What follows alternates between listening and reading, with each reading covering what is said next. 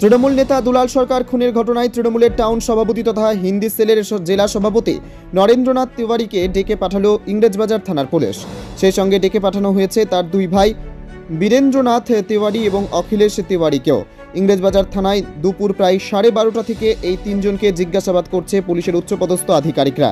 ইংরেজবাজার থানায় ধাপে ধাপে এই তিনজনকে বসিয়ে জিজ্ঞাসাবাদ করছে পুলিশ। যদিও এই বিষয়ে তৃণমূল কংগ্রেসের টাউন সভাপতি নরেন্দ্রনাথ তিওয়ারির ভাই বীরেন্দ্রনাথ জানান, এ ঘটনায় আমাদের বাড়ির কেউ জড়িত নেই, আমাদেরকে ফাঁসানো হচ্ছে, তবে আমরা পুলিশকে সব রকমভাবে সহযোগিতা করছে।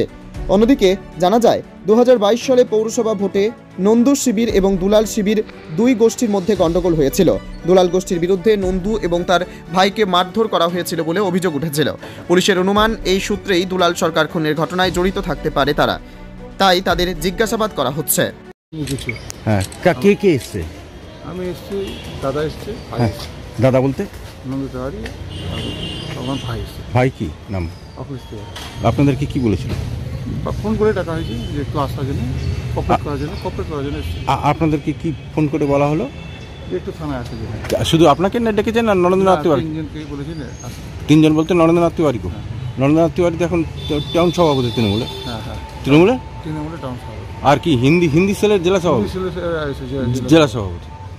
তো এর মানে এই দুলাল সরকার খুনের সাথে কতটা কি বলতে পারবো না, এটা আমি তো জানি না। আমি রাজনীতি করি না, রাজনীতি সম্বন্ধে কিছু জানি না। আর এগুলোর মধ্যে আমাদের বাড়ি কেউ নাই, এটা 100%। না, আমরা বলছি যে পুলিশের সাথে কথা হয়েছে? না, এখনই কথা। এর আগে তো ইয়ে হয়েছিল 2022 সালে একটা গোলমাল হয়েছিল।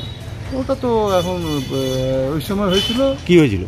ওই একটা ছোট মোটো ঘটনা হয়েছিল, ওটা বেশি আপনি তো আক্রান্ত হয়েছিলেন। হ্যাঁ, ওটা দুলাল সরকারের সাথে সেরকম কিছু নরেন্দ্রনাথ তিওয়ারির উপরে তো হামলা হয়েছিল। হ্যাঁ, নরেন্দ্র তিওয়ারির উপরে হামলা হয়েছিল আর ওর ছেলেকে থাপ্পড় মেরেছিল। তো ওটা তো ওই সময় মিলে দুলাল সরকারের সাথে তো ঝামেলা। আপনি কি করেন? আমি ট্রান্সপোর্টিং ব্যবসা করি। 2018 সালে অব্দি ঠিকাদারি করেছি। ঠিকাদারি কমপ্লিট করার পর 2018-তে আবার ঠিকাদারি করোনার পিরিয়ড থেকে আমি বন্ধ করে দিয়েছি। এখন আপনি কি দুলাল সরকারের সম্পর্ক কেমন? কার? আপনার সঙ্গে? আমি ব্যক্তিগত আমার কার সাথে সম্পর্ক খারাপ নেই তো।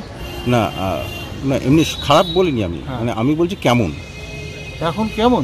হ্যাঁ, কেমন ছিল আর কি দুলাল সরকার? কেমন কথা বলা বলি করতাম না, এমনিতে ওই যে আমাদের মানে কথা বলা বন্ধ ছিল? কথা বলা বলি ছিল না, এমনি যাওয়া। নরেন্দ্রনাথ তিওয়ারির সঙ্গে কথা বলা বন্ধ ছিল এই ঘটনার পর থেকে? তার মানে এমনি ওরা তো একই মঞ্চে আবার দেখতামও। মানে কথা বলা কেন বন্ধ ছিল আপনার সঙ্গে বা নরেন্দ্রনাথ তিওয়ারির সঙ্গে দুলাল সরকারের কথা বলা কেন বন্ধ? দুজনে সকলেই তো তৃণমূলেরই লোক, তাহলে কথা বলা কেন? বলতে পারবো, ওদের রাজনৈতিক ব্যাপারটা আমি ঠিক জানি না। গন্ডগোলের পর থেকেই বন্ধ ছিল।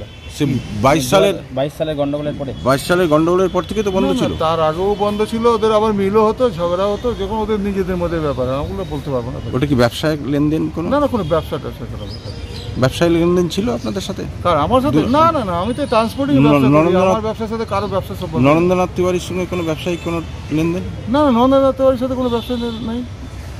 নরেন্দ্রনাথ তিওয়ারির কোনো সেরকম ব্যবসা না, তো সাধারণ একদম।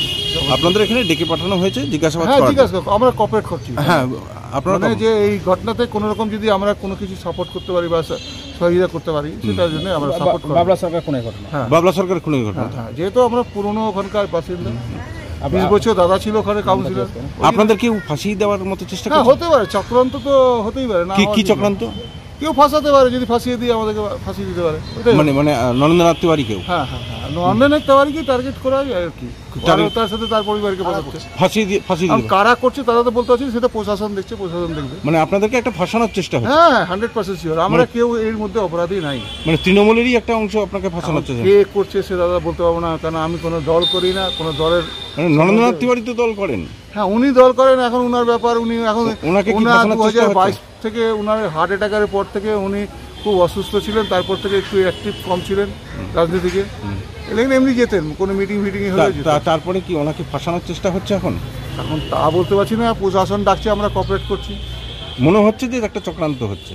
এখন প্রশাসন সেটা ভালো করে তদন্ত করবে, কারণ আমরা এইটুকু বলতে পারি যে আমরা 100% শিওর আছি। মোড় ঘোরানোর চেষ্টা হচ্ছে? তা তো জানি না, আমি এই সম্বন্ধে এত ডিটেলস কিছুই জানি না। ঠিক কি নাম আপনার? আমার নাম হচ্ছে বীরেন্দ্রনাথ।